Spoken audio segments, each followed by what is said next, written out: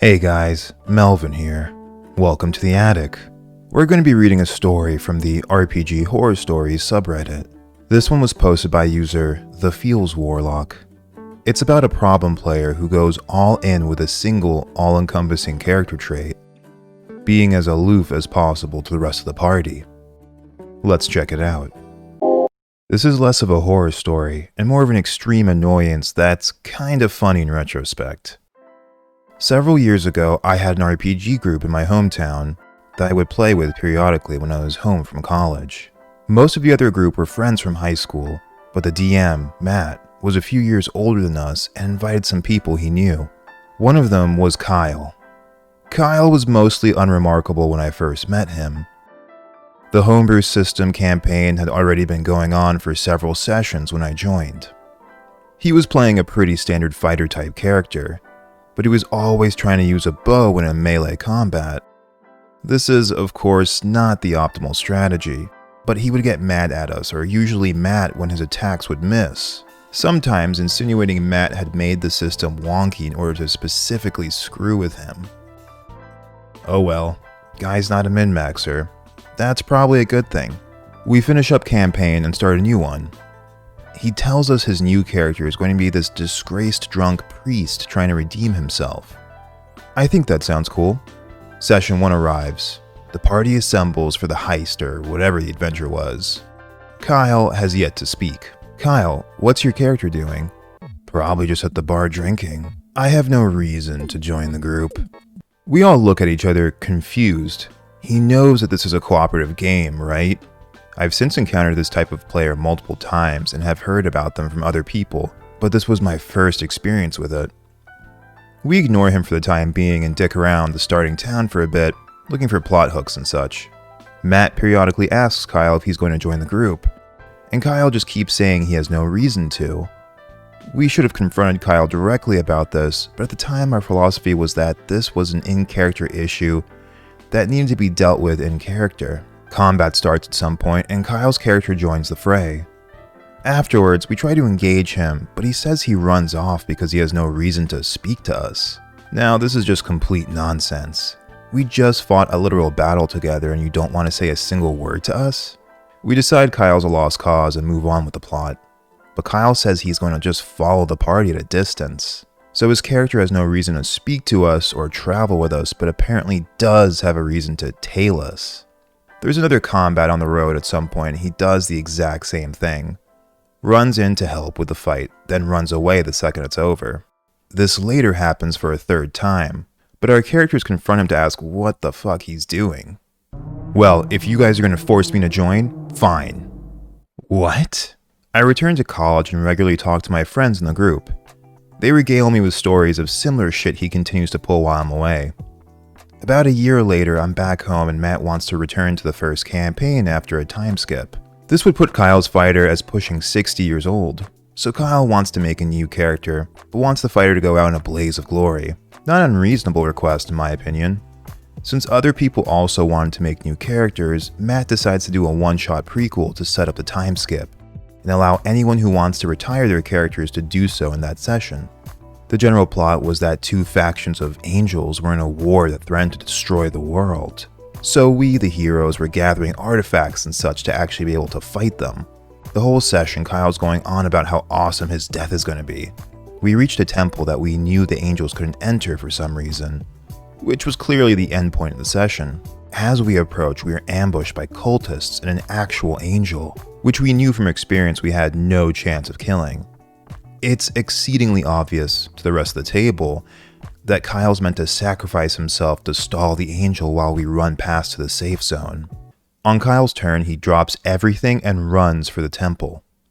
I don't remember what all happened next, but the mood was basically ruined, especially when we end the session and Kyle says, "Well, I guess I won't get a cool death after all." "Kyle," Matt says, "you were supposed to sacrifice yourself fighting a super powerful angel to protect your friends." That's not cool. Why would I do that? Kyle then spends the next several weeks asking when we're going to have another session so he can get his cool death. We don't play for a long time after that, and when Matt finally starts again, Myself and others in the group beg him not to invite Kyle, which he doesn't. I play a few sessions of this, before once again being absent for a while. One weekend, I'm back in town and jump back into the game for a session. Guess what? Kyle is there. I should have left when I saw him. This would go on to be the most infuriated I've ever been during a session. First off, Kyle clearly hasn't prepared a character. He blames this on Matt for refusing to help him. However, I know for a fact he's had access to character creation info for months, because we're in the same Facebook group where Matt sent it to us. He eventually decides he wants to play a fighter. Then he begins constantly interrupting the session to ask what his abilities are. Again, he has full access to this information. He then once again refuses to join the party. Like an idiot, I decide to handle this in character, and I'm basically begging this random guy to join our group hunting down a hag. And he just keeps saying, "Nah, why would I do that? I have no reason to do that." He then once again follows our group and camps with our group but refuses to talk to us, because he has no reason to.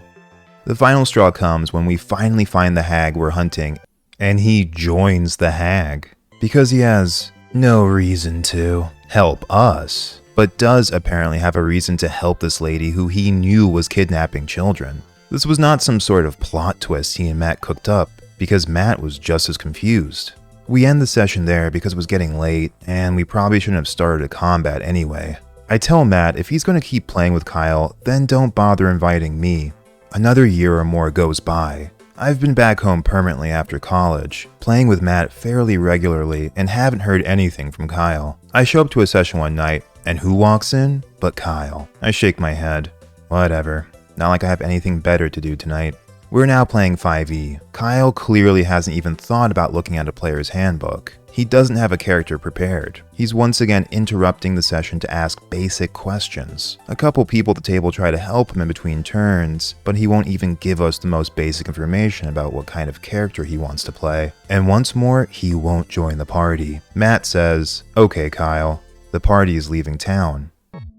I have no reason to be with the party. I don't know what they're doing. I'm hanging out in the tavern. After several years, I finally realized Nuance is not going to accomplish anything with this 30-plus-year-old man, and say, "Kyle, this is a role-playing game, and you can do what you want, but the party is leaving." If telling us that you're just hanging out in a tavern repeatedly is your idea of fun, that's fine, but the players are leaving. "Well, okay, when you put it that way," he says in a defeated voice. Like I just refused to give him a puppy for Christmas. He spent the session doing nothing but occasionally commenting that he was carrying a barrel of beer he stole from the tavern on his back. I just don't understand how these people have fun. It seems that over the span of several years, Kyle didn't budge from his routine of barely engaging with the rest of the party. I guess that commitment counts for something. It is rather perplexing when a player doesn't get the cooperative part of D&D.